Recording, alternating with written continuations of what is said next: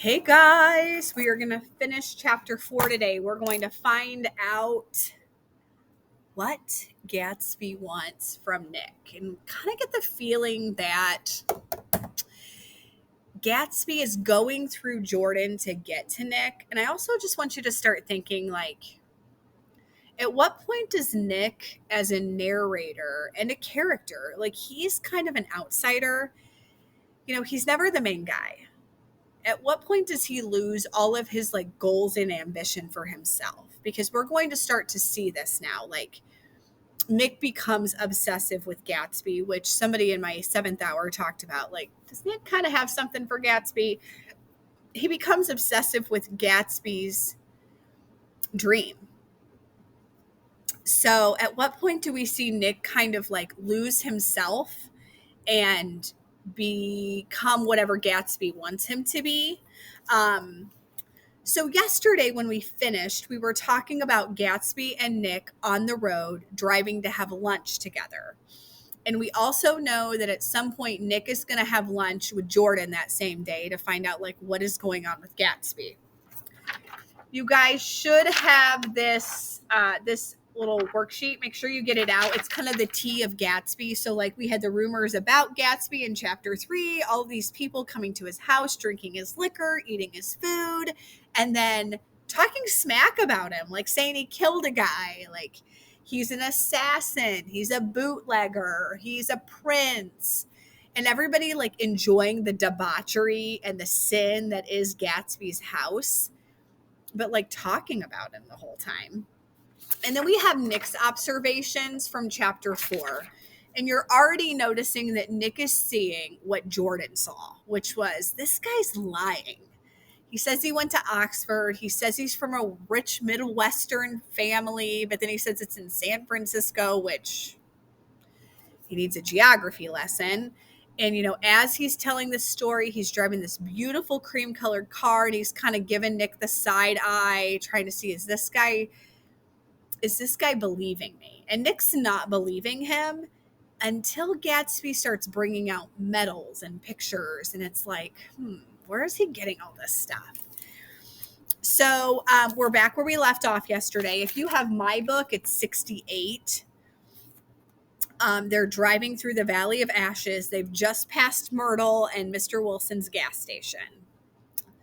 With fenders spread like wings, we scattered light through half Astoria. Only half, for as we twisted among the pillars of the elevated, I heard the familiar joke splat of a motorcycle, and a frantic policeman rode alongside. "All right, old sport," called Gatsby. We slowed down. Taking a white card from his wallet, he waved it before the man's eyes.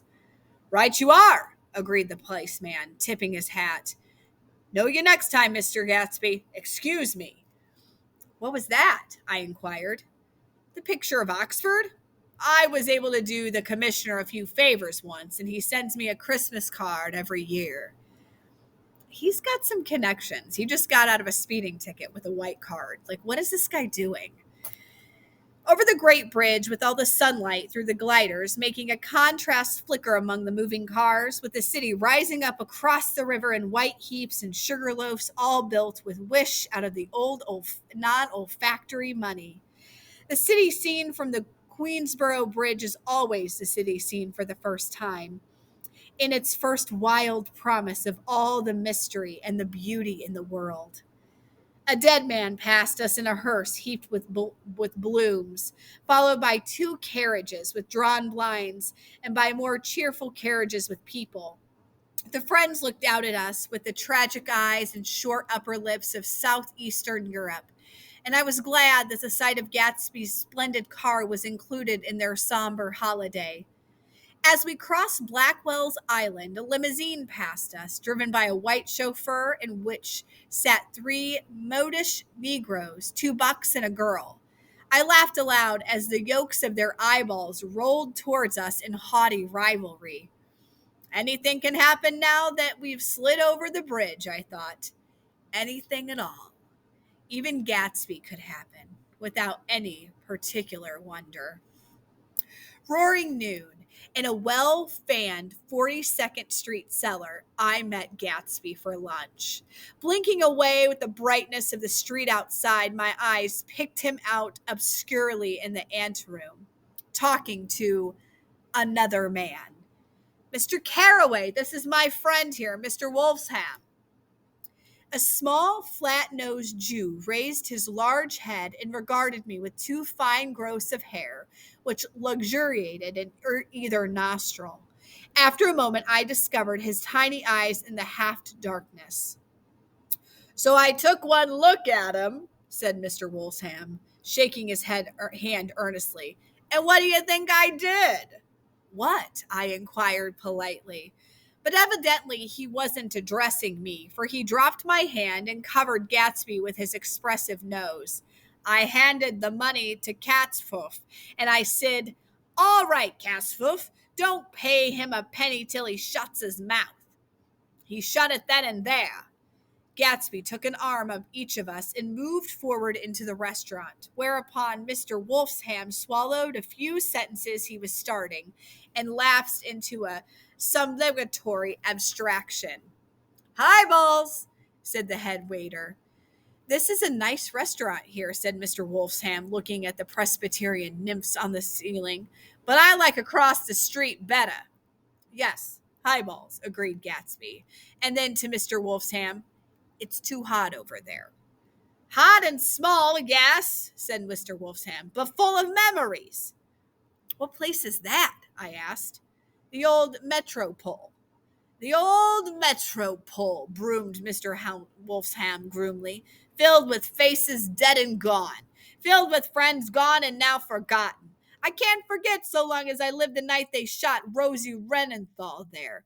It was 6 of us at the table, and Rosie had ate and drank a lot all night. When it was almost morning, the waiter come up to him with a funny look and says, Somebody wants to speak with you outside. All right, said Rosie, and begins to get up, and I pull him down in the chair.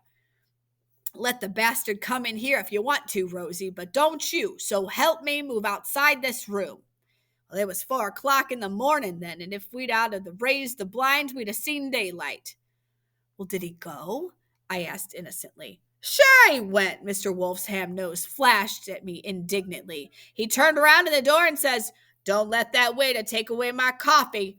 And then he went out onto the sidewalk and they shot him 3 times in the full belly and drove away. 4 of them were electrocuted, I remembered. 5 with Becca. His nostrils turned to me in an interested way. I remember you was looking for some business connections. The juxtaposition of these 2 remarks was startling. Gatsby answered for me. No, he exclaimed. This isn't the man. No? Mr. Wolfsham seemed disappointed. This is just a friend. I told you we'd talk about that some other time. I beg your pardon, said Mr. Wolfsham. I have a wrong man. A succulent hush arrived, and Mr. Wolfsham, forgetting the more sentimental atmosphere of the old metropole, began to eat with furious delicacy. His eyes, meanwhile, roved very slowly all around the room. He completed the arc by turning to inspect the people directly behind me. I think that, except for my presence, he would have taken one short glance beneath our own table. Look here, old sport, said Gatsby, leaning towards me. I'm afraid I've made you a little angry this morning in the car. There was a smile again, but this time I held it against it. I don't like mysteries, I answered, and I don't understand why you won't come out frankly and tell me what you want. Why has it all got to come from Mrs. Baker? Well, it's nothing underhanded, he assured me. Miss Baker's a great sportswoman, you know, and she'd never do anything that wasn't all right. Suddenly he looked at his watch, jumped up, and hurried from the room, leaving me with Mr. Wolfsham at the table. He has to telephone, said Mr. Wolfsham, following him with his eyes. Fine fella, isn't he? Handsome to look at and a perfect gentleman. Yeah, he's an Oxford man. Oh, he went to Oxford College in New York. You know Oxford College? Well, I've heard of it. It's one of the most famous colleges in the world. Have you known Gatsby for a long time? I inquired. Several years, he answered in a gratified way. I made the pleasure of his acquaintance just after the war. But I knew I had discovered the man of fine breeding after I talked with him an hour. I says to myself, there's the kind of guy you'd like to take home and introduce to your mother and your sister. He paused. I see you're looking at my kufta buttons. I hadn't been looking at them, but I now did. They were composed of oddly familiar pieces of ivory, finest specimens of human molars. He's wearing human teeth on his shirt. Cufflinks. This guy is a psychopath. I like playing him. Well, I inspected him. That's a very interesting idea. Yeah, he flipped his sleeves up under his coat. Yeah, Gatsby's very careful about women. He'd never so much as look at your friend's wife. When the subject of this intrusive trust returned to the table and sat down, Mr. Wolfsham drank his coffee with a jerk and got to his feet. I have enjoyed my lunch, he said, and I'm going to run off from you two young men before I outstay my welcome. Well, don't hurry, Meyer, said Gatsby without enthusiasm. Mr. Wolfsham raised his hand in a sort of benediction. You're very polite, but I belong to another generation, he announced solemnly. You sit here and discuss your sports and your young ladies and your... He supplied an imaginary noun with another wave of the hand.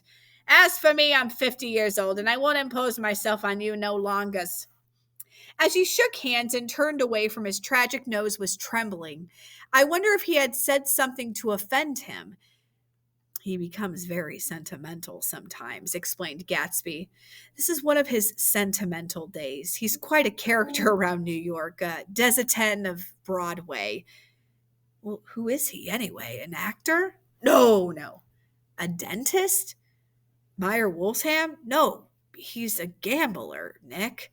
Gatsby hesitated and then added coolly, he's the guy that fixed the World Series back in 1919? Fixed the World Series, I repeated. The idea staggered me. I mean, I remember, of course, that the World Series had been fixed in 1919, but if I had thought that of all, I would have thought of it as a thing that merely kind of happened, right? The end of some inevitable chain. It never occurred to me that one man could start to play with the faith of 50 million people, with the single-mindedness of a burglar blowing a safe.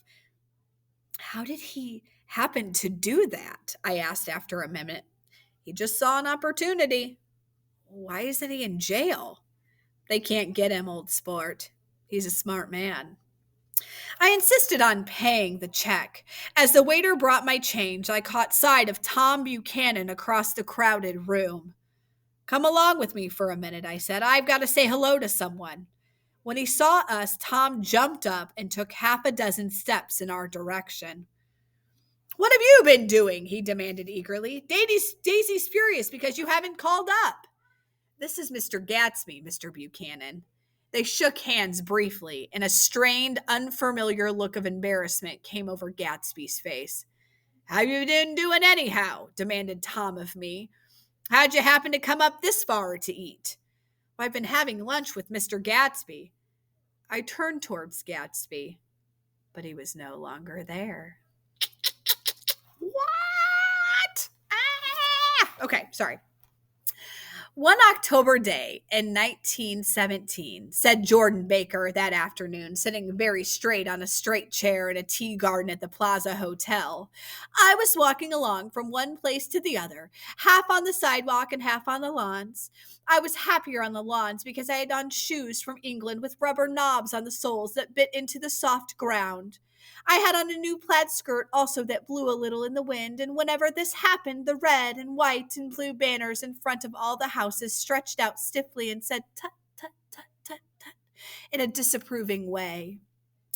The largest of the banners and the largest of the lawns belonged to Daisy Fay's house. She was just 18, 2 years older than me, and by far the most popular of all the girls in Louisville, Kentucky.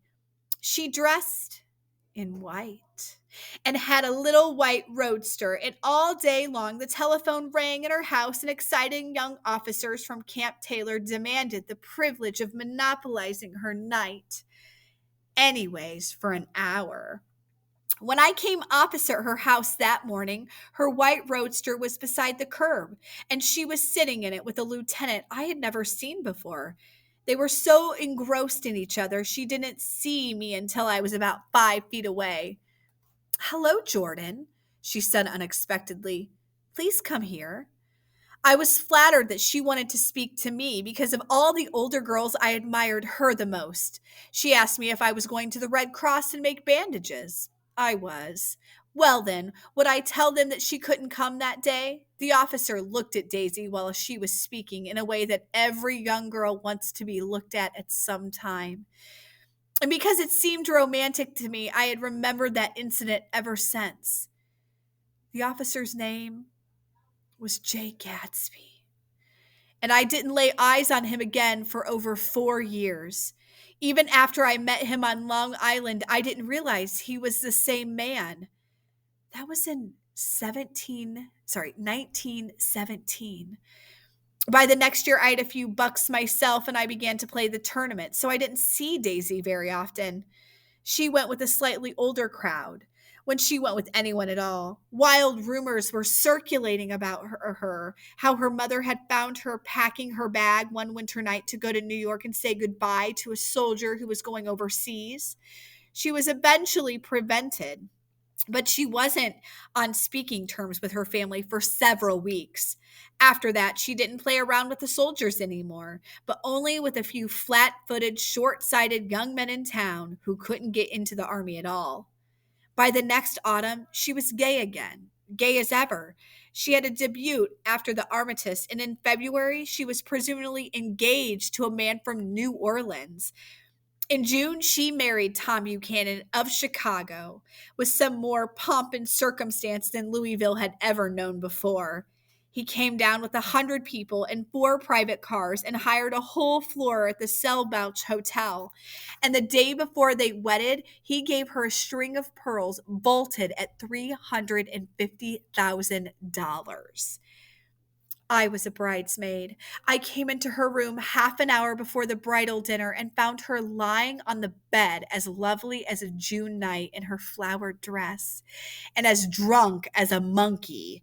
She had a bottle of Santerre in one hand and a letter in the other. "Congratulate me," she muttered.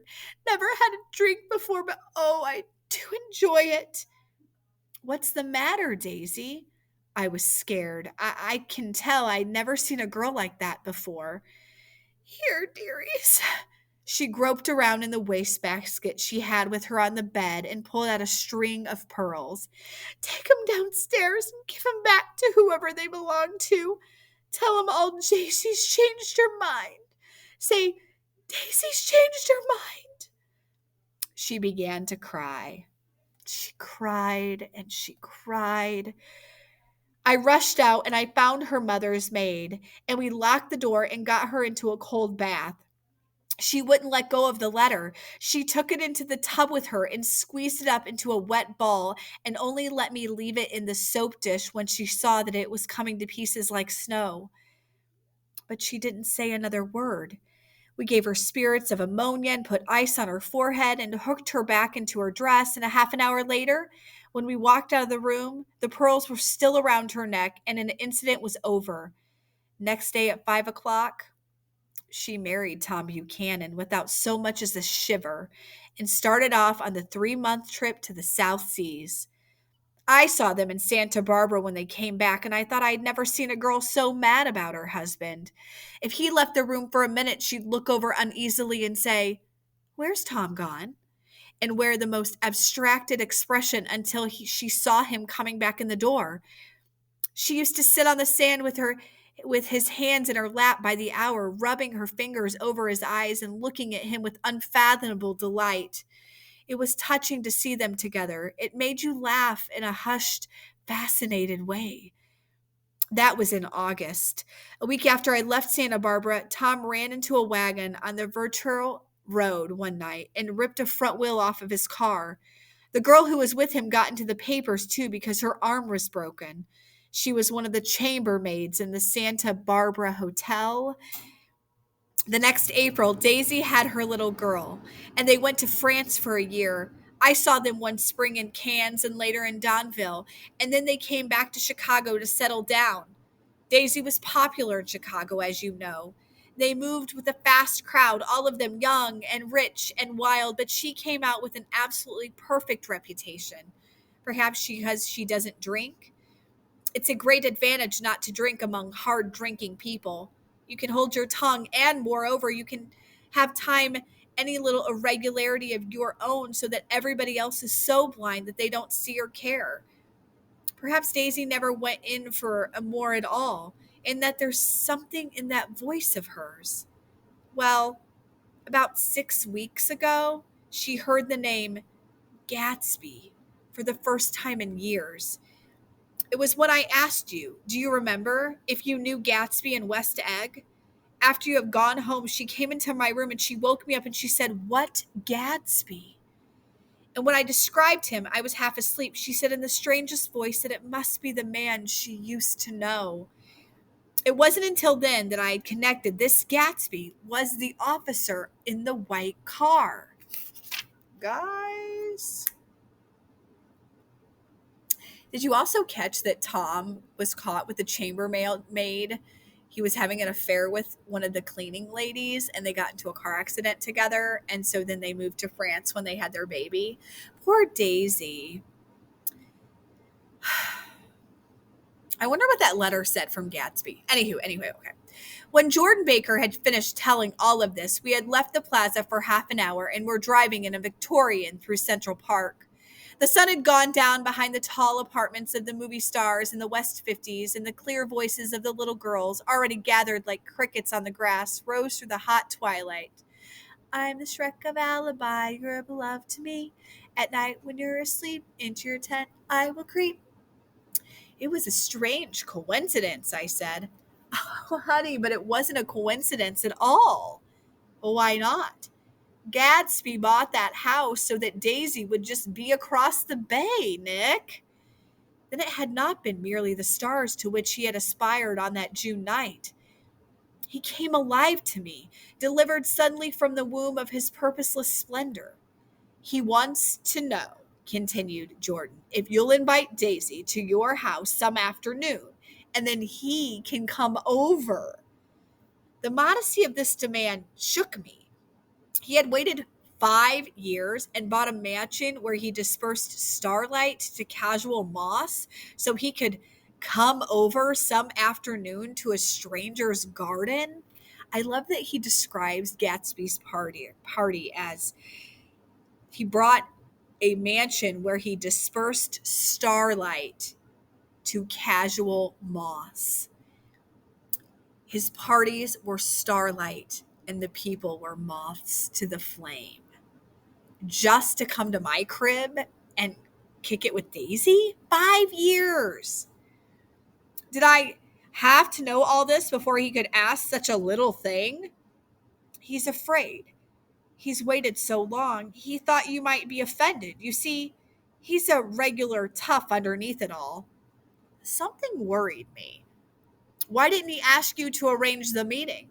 He wants her to see his house, she explained, and your house right next door. Oh.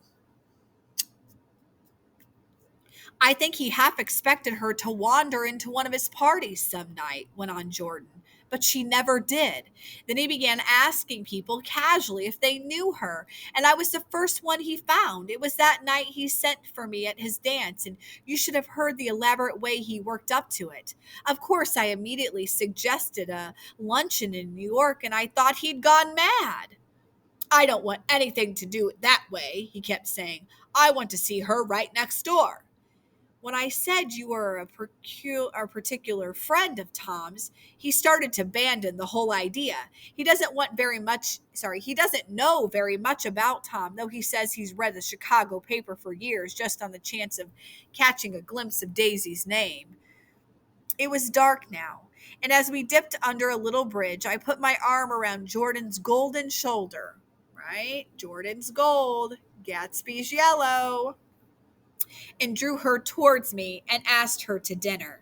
Suddenly, I wasn't thinking about Daisy or Gatsby anymore, but of this clean, hard, limited person who dealt in universal skepticisms and who leaned back jauntily just within the circle of my arms.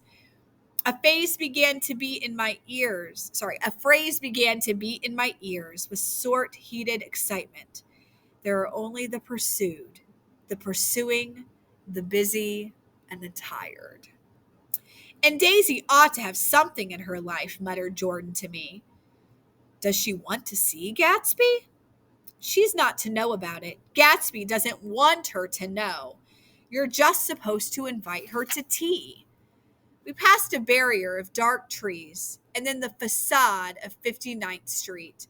A block of delicate light, pale, beamed down into the park. Unlike Gatsby and Tom, I had no girls whose disembodied face floated along the dark coordinates or the blinding signs, and so I drew up the girl beside me, tightening my arms. Her wan, sorrowful mouth smiled, and so I drew her up again closer, this time to my face. So they kiss in the end. But guys, how crazy. 5 years, right? 1, 2, 3, 4, 5. He has been having parties, hoping she shows up. Remember, like the fireworks spectacle, she has to have seen this across the bay for years. She never shows up, maybe because, she's not a partier. She's not a drinker. West Egg is not really her vibe. And he gets so desperate in these 5 years. I mean, as desperate as one can be, waiting 5 years for someone. He starts asking people, do you know Daisy? Do you know Daisy? And finally, he happens upon Jordan, who knows Daisy. And he wants Nick to invite Daisy to his house for lunch. She's going to come to his little cottage, see Gatsby's big house, and then Gatsby's just going to show up and be like, hey, it's me. Haven't seen you in a long time. Remember when we used to date and you were in love with me and I went off to war and your parents wouldn't let you come and be with me, so then you picked a rich guy instead? I'm rich now. Let's make out. I think that's how all romantic movies should be. It's a vibe. Today, I want you to work on your rumor stuff, okay? So you have observations from Nick in the car, and then you have Wolfsheim's observations about Gatsby and Jordan's observations about Gatsby. So you should have this whole front filled out when you come in on Monday. On Monday, we're going to take a quiz over chapters 3 and 4, matching some essay. This essay I'm going to expect quite a lot from. And so we'll take the quiz, and then you will get to watch the next part of the book. And then the next part is the luncheon. Woo! All right. So everybody should be working on this now. Hold on to it when you're done. You have about 15 minutes to finish it. You can be marking up your book with your colors, especially go back to chapter 3. There's a lot of color in the party. And there's quite a bit of color in chapter 4 as well. I will see you on Monday. Behave yourself.